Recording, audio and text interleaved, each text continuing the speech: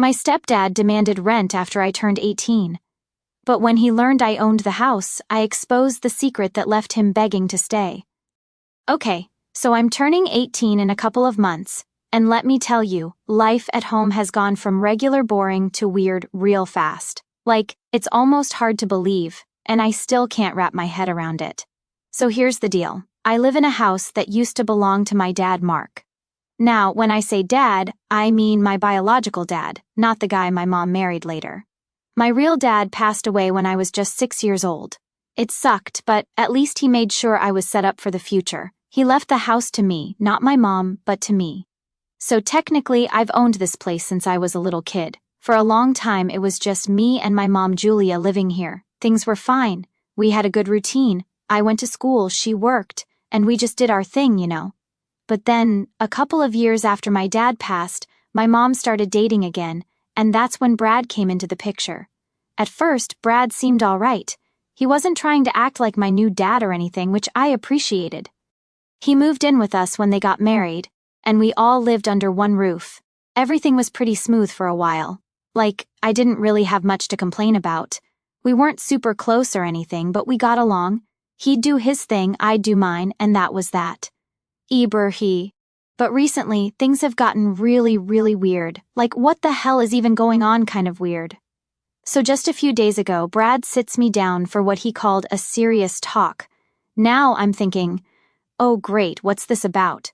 I figured maybe it was going to be something about house rules or chores or some random thing like that. Nope. What he hit me with was way worse. He starts talking about how I'm going to be 18 soon, which yeah, obviously I know that. But then he casually drops the bomb. He says that once I turn 18, I should start paying rent if I want to keep living here. I'm sitting there like, wait, what? Did I hear that right?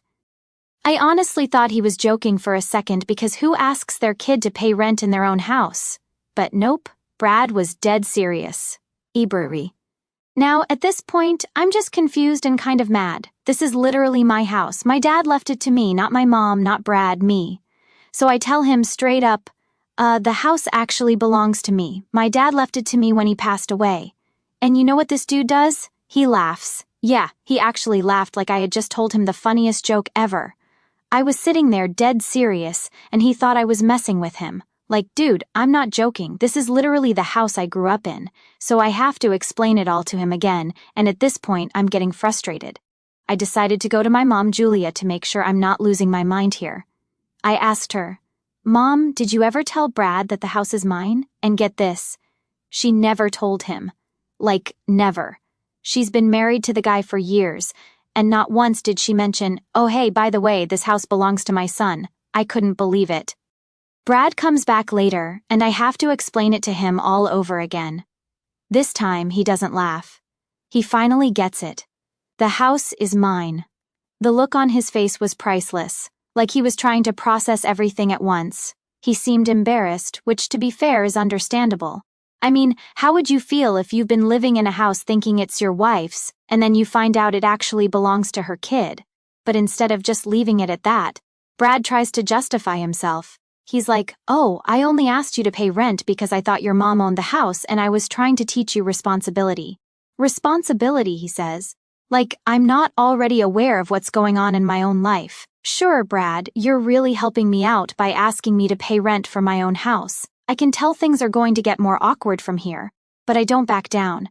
I decide to push back a little, see how Brad reacts. The next morning, we're all sitting at breakfast, and the tension in the air is thick. I figure it's now or never, so I drop my own little bombshell. I say, well, since the house is mine, I think it's only fair that you and Mom start paying rent if you want to keep living here after I turn 18. Yeah, I know it was kind of a power move, but I wasn't going to let him just push me around in my own house. The look on Brad's face, he was completely caught off guard. His mouth actually dropped open for a second before he started sputtering. Wait, what? That's not fair. You can't just expect us to start paying rent. We're family. Brr. I couldn't help but raise an eyebrow. Now he's talking about family. This guy literally sat me down yesterday and told me I had to pay rent in my own house, but suddenly when the tables are turned, it's unfair. Nah, Brad, you don't get to play that game. I tell him, look, you wanted me to pay rent to live in this house, so it's only fair if you pay rent too. I mean, you're living here, aren't you? He starts getting defensive, saying it's different for adults, and that I shouldn't treat family like this. I just shrugged and said, you didn't seem to have a problem with asking me for rent. Why is it such a big deal now? Things start getting heated. He says I'm being spiteful, that I'm only asking them to pay rent because I'm trying to get back at him for asking me. He storms off before we can even finish the conversation. From my mom, she stayed quiet through the whole thing. Later, she pulls me aside and says, I think you're being too harsh on Brad. He was wrong to ask you for rent, but this whole thing is going to tear the family apart if you keep pushing it. I couldn't believe it. My own mom was taking his side even though he was the one who started all of this. I told her, Mom, if this family gets torn apart, it's because Brad couldn't handle the truth. This is my house. He doesn't get to make the rules. She didn't have much to say after that. Now we're all just living in this weird, awkward tension. Brad barely talks to me, and my mom just acts like everything is normal.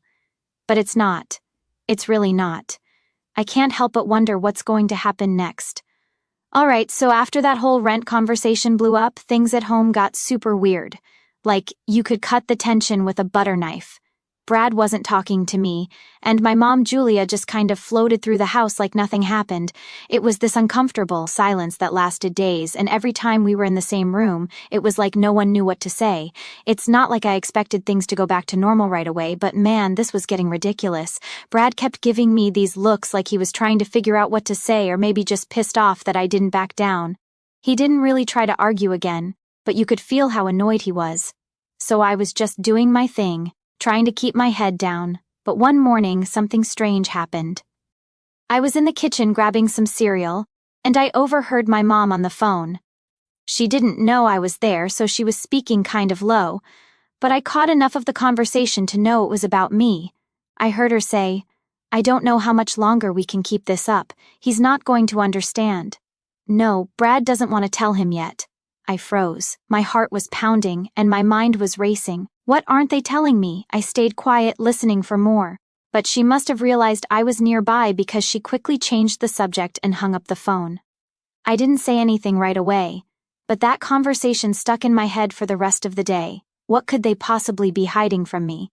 I mean, it's not like I had any deep secrets, right? The house was already mine. What else could be going on? Brew. Later that evening, I couldn't take it anymore. I had to know. So I went up to my mom when Brad wasn't around and asked her straight up, Mom, who were you talking to on the phone this morning? She looked kind of startled, like a deer caught in headlights. She tried to brush it off at first, saying it was just a friend and it wasn't important, but I could tell she was lying. I pressed her. I heard you say something about me. What's going on? What aren't you telling me? At that point, her face kind of fell. She sat down at the kitchen table and sighed like she knew this moment was coming but wasn't ready for it. There's something I need to explain, she started. But just as she was about to spill whatever secret she'd been keeping, Brad walked in. Great timing, Brad. He looked at both of us and immediately sensed the tension. What's going on? He asked, his voice sharp like he was already on edge. My mom just shook her head and stood up, clearly not wanting to have this conversation in front of him. We'll talk later, she mumbled, avoiding eye contact with both of us. Burke. I was pissed, like really pissed. What the hell was going on, and why were they both acting like I couldn't handle it? I wanted answers, but of course I wasn't going to get them tonight. Brad went back to ignoring me, and my mom acted like nothing had happened. The next day, I decided I wasn't waiting around anymore. I needed to figure out what they were hiding, so I started paying more attention, watching their little interactions. And that's when I noticed something weird. Brad had been acting strange, not just avoiding me but doing things like sneaking around when he thought I wasn't looking. I caught him going through some papers in my mom's office. At first I thought it was nothing, but the more I saw it, the more I realized he was digging through stuff that had to do with the house. Why was Brad suddenly so interested in the house paperwork? It got even stranger when I saw him meeting with some random guy at a coffee shop a few days later. I followed him. Yeah, I know, not my proudest moment, but I was curious. They were sitting there looking all serious, talking in low voices. I couldn't hear everything, but I caught enough to know something was up. Brad handed the guy some papers. It looked like he was signing something. What the hell is Brad up to? I went home fuming. I was tired of the secrets, the lies, and all the sneaking around. I didn't care if it was Brad or my mom. I was going to confront both of them. That night, I waited for the right moment. We were all sitting around the dinner table, not talking as usual, and I decided enough was enough. So Brad, who was that guy you met at the coffee shop earlier today? I blurted out, staring him dead in the eye. His fork froze halfway to his mouth. He looked at me like a deer in headlights. What are you talking about? He stammered. You know what I'm talking about. I saw you with that guy. You were giving him papers. What's going on?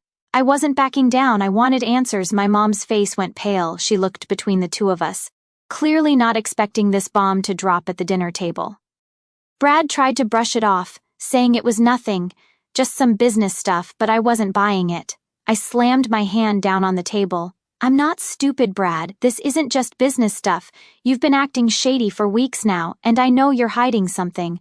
What the hell is going on? That's when my mom finally cracked. She started crying, which threw me off because she hardly ever cries. She looked at me and said, Lucas, we didn't want to tell you like this, but the house isn't as secure as you think. I was confused. What do you mean? She wiped her tears and continued, Your dad left the house to you, yes, but there's something we didn't tell you. The mortgage wasn't fully paid off. There's still a significant amount of debt on the house, and we've been struggling to keep up with the payments. I felt like the floor dropped out from under me. What? Why didn't you tell me this sooner? Brad chimed in, clearly uncomfortable. We didn't want to worry you, especially with everything coming up like your 18th birthday and all. I've been trying to figure out how to handle it without involving you, but it's complicated. Complicated? That didn't even begin to cover how I was feeling. Suddenly, everything made sense. Brad's weird behavior, my mom's cryptic phone call, the tension. They were both trying to figure out how to deal with this massive debt hanging over my head, and they hadn't told me any of it.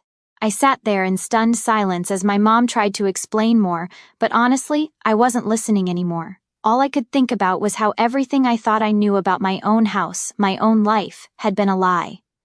So after that huge reveal about the mortgage and the debt, I was feeling completely thrown off. I mean, 1 second I thought I had everything figured out. This house was mine, end of story, right? But now I'm sitting there realizing that it's way more complicated than I ever imagined. It wasn't just about Brad being shady anymore. This was about the house itself, my future, and honestly, my whole life turning into a mess I didn't sign up for. That night, I barely slept.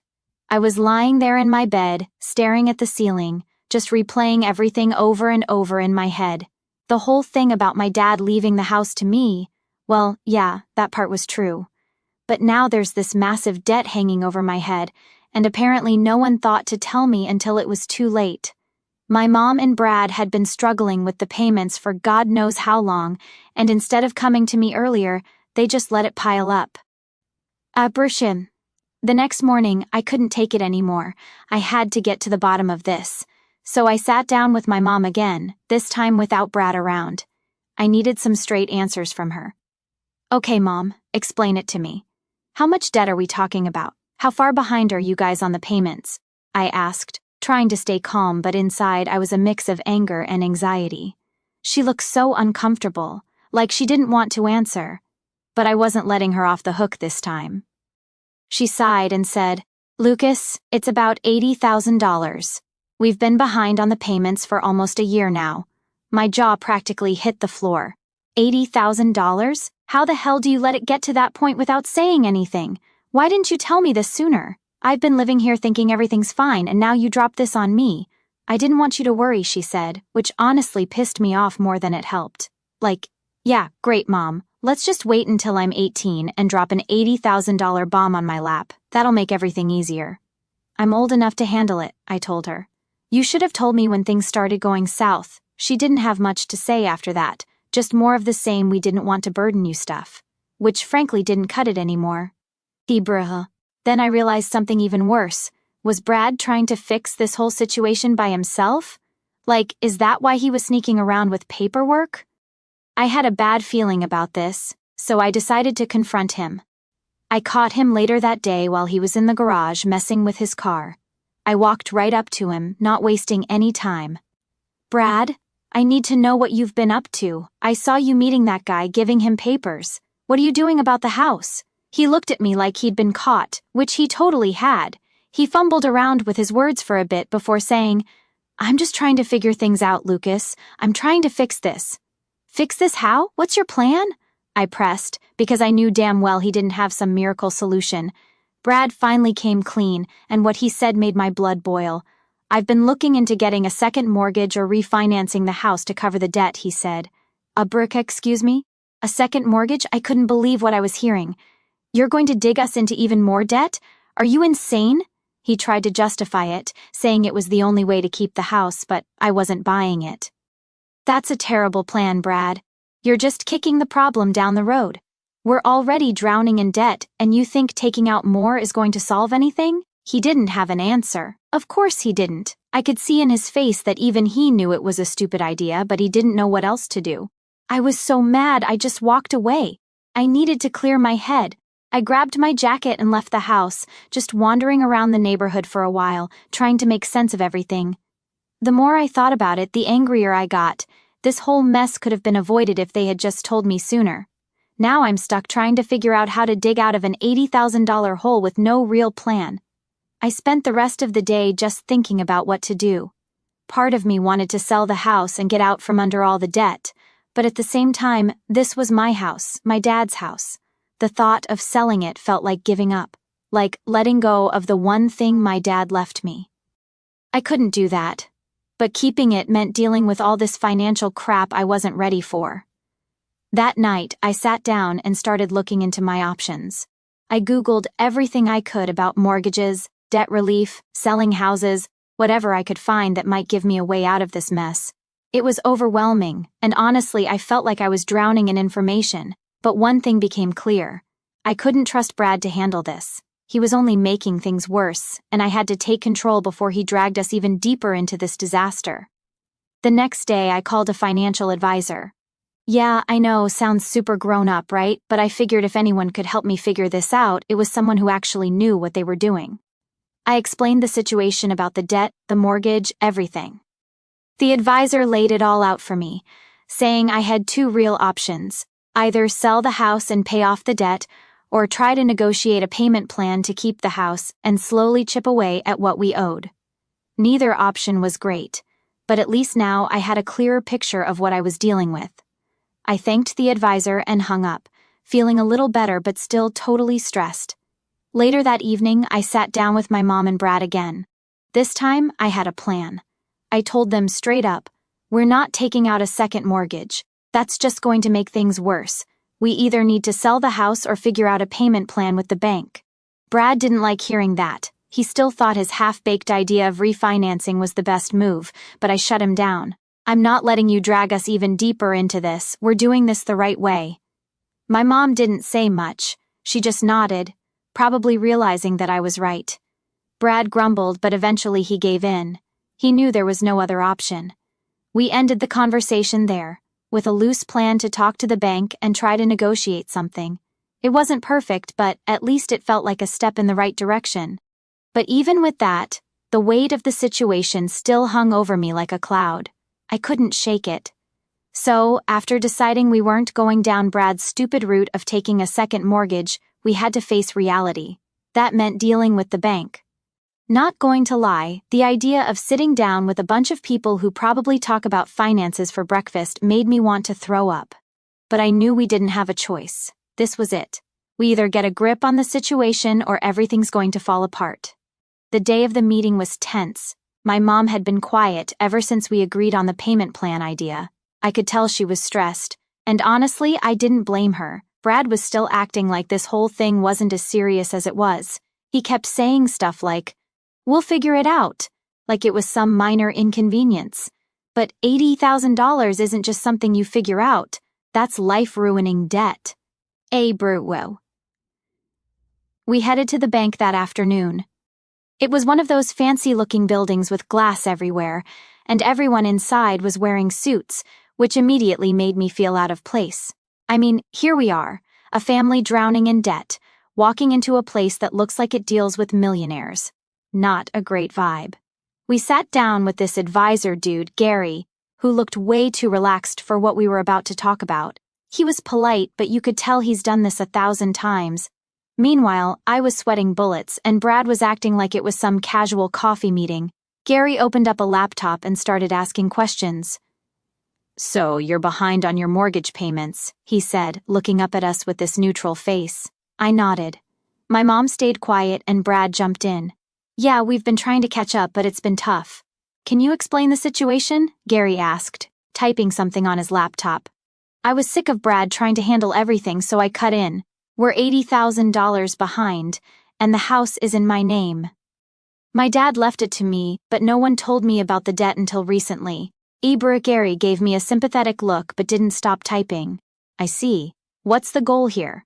Are you looking to negotiate a payment plan, or are you considering selling the property to cover the debt?" That's when the reality really hit me. There were no great options. We were either going to be paying off this debt for years, or I'd have to give up the house. Either way, my life was going to be completely different. Brad, as expected, started talking about the payment plan option like it was the only way forward. But I wasn't ready to make a decision just yet. "I don't want to jump into anything without knowing the details," I said, trying to sound more confident than I felt. "What would a payment plan look like?" Gary nodded and pulled up some numbers.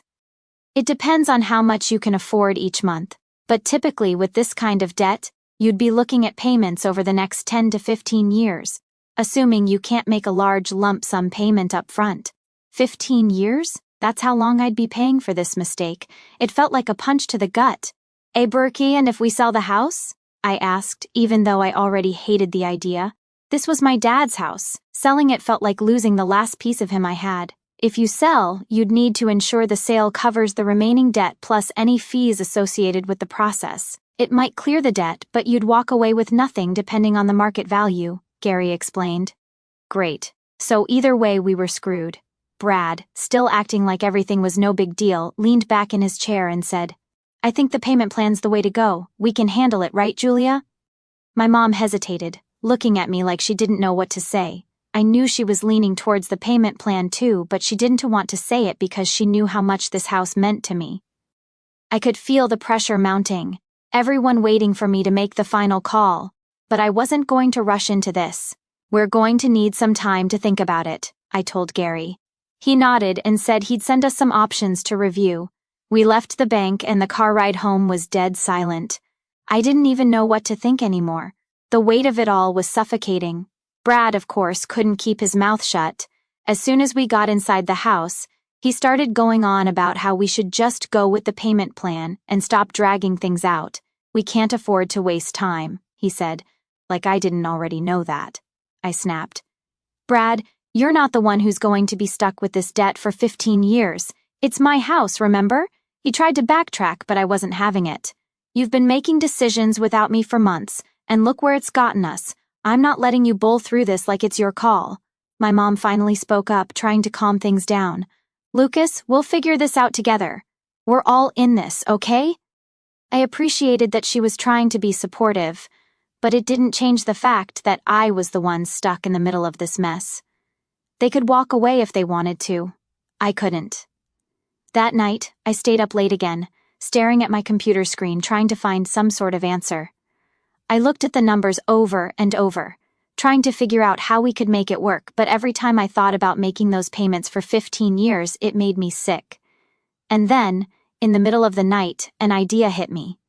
What if I didn't sell the house but rented it out instead? It was a long shot, but maybe, just maybe, I could keep the house in my name, pay off the debt with rental income, and still hold on to the last piece of my dad's legacy. I started doing research, diving into websites and forums about renting properties. It wasn't going to be easy. There were a lot of legal steps I'd have to take, and I'd need to find tenants fast, but it felt like the best shot I had at saving the house without drowning in debt. The next morning, I told my mom about the idea. "What if we rent the house out? We could live somewhere smaller, cover the mortgage with the rental payments, and still keep the house." She looked surprised but didn't shut it down. "It's a lot to take on, Lucas. Being a landlord isn't easy." "Are you sure about this?" "I don't know," I admitted, "but I think it's better than selling it or being stuck in debt for the next 15 years. Brad, predictably, wasn't thrilled. "You're going to trust strangers to live in this house? What if they wreck the place?" I ignored him. This wasn't his decision anymore. It wasn't a perfect plan, but it felt like the only option that gave me a chance to hold on to something I wasn't ready to let go of, my dad's house. And if renting it out was the way to keep it, I'd do whatever it took. After I came up with the idea to rent out the house, things started moving fast, like faster than I thought they would. I mean, I had no idea what I was doing at first. I spent hours on Google looking up how to be a landlord, how to find tenants, and all that stuff. It's kind of crazy how complicated it is. I thought you just put up a for rent sign and boom, you're done. Nope, there's way more to it. First off, I needed to figure out how much rent I could actually charge. I had no idea what the going rate was, so I started looking at similar houses in the area. Some of them were renting for way more than I expected, which was kind of a relief. I was hoping that if I could charge a decent amount, we'd be able to cover the mortgage payments without too much trouble. But I also knew I couldn't just throw out a random number and hope for the best. I had to be smart about this. I sat down with my mom to talk about it. Brad was out, so it was just the two of us. I explained everything I'd been researching, how much we might be able to get for the house if we rented it, and what that would mean for us. She listened quietly, nodding along but looking a little unsure. "I don't know, Lucas," she said finally. "It sounds like a lot of work. What if something goes wrong? What if we can't find good tenants?" "I get it, Mom," I said, trying to stay calm. "But this feels like the only way to keep the house. I don't want to sell it, and I definitely don't want to be paying off debt for the next 15 years. This is our best shot." She sighed and looked around the house like she was trying to picture someone else living here. I knew it was hard for her. She had memories in this place too. Even though it wasn't technically hers, it was where she raised me and where she'd been with my dad before he passed. I could tell she didn't want to let it go either. "Ibrahim," she said after a long pause. "Let's try it, but we need to be careful, Lucas. This could get tricky." So with her on board, I got to work. I started getting the house ready, cleaning it up, fixing small things that I hadn't noticed before, just trying to make it look as nice as possible. Brad, of course, wasn't exactly thrilled about the whole thing. He kept making snide comments like, "Oh, you're going to trust random people in your house," or "Good luck being a landlord, Lucas. Hope you're ready for all the headaches." I ignored him. At this point, Brad's opinion didn't matter to me. He had done enough damage by trying to make decisions behind my back. This was my plan now, and I wasn't going to let him mess it up. After about a week of prepping the house, I listed it online. I wasn't sure what to expect. Like, would anyone even be interested in renting it?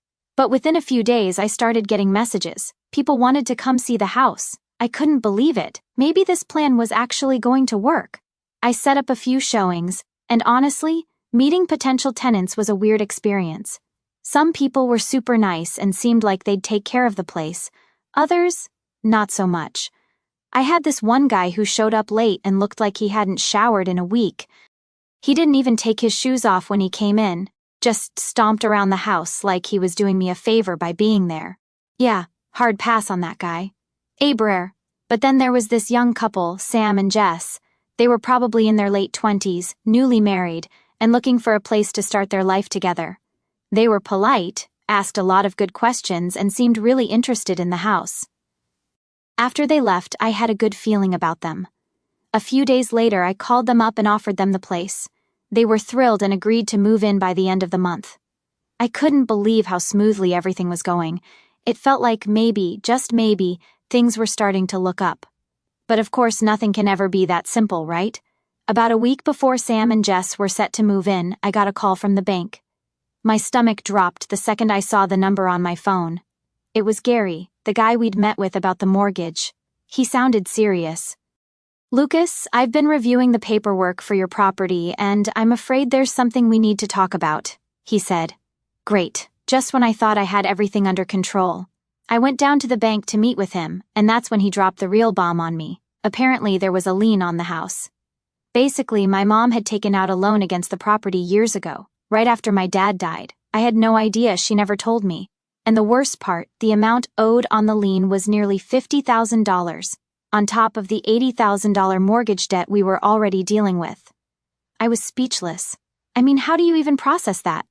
We were already in way over our heads, and now there's another $50,000 hanging over us. I went home that night and confronted my mom.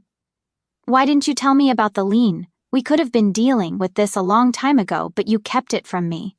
Now we're even deeper in debt, and I don't know how we're going to get out of this. She looked devastated, like she knew she'd messed up, but didn't know how to fix it. I'm sorry, Lucas, she said quietly. I was scared. I didn't want to lose the house and I thought I could handle it, but then everything spiraled out of control. I didn't know what to say. Part of me was furious. How could she keep something like that from me? But another part of me felt sorry for her. She was just as overwhelmed as I was, maybe even more. But that didn't change the fact that we were now staring down a $130,000 debt, and renting the house wasn't going to be enough to cover it. The next few days were a blur. I felt like I was stuck in quicksand, sinking deeper and deeper no matter what I did. I kept thinking about my dad, about how hard he worked to give me this house, and now it felt like it was slipping away piece by piece. But I wasn't ready to give up yet. I didn't know how we were going to fix this, but I knew I had to keep fighting. This house was more than just a building. It was my connection to my dad, my future, and everything I'd worked for. And I wasn't going to let it go without a fight.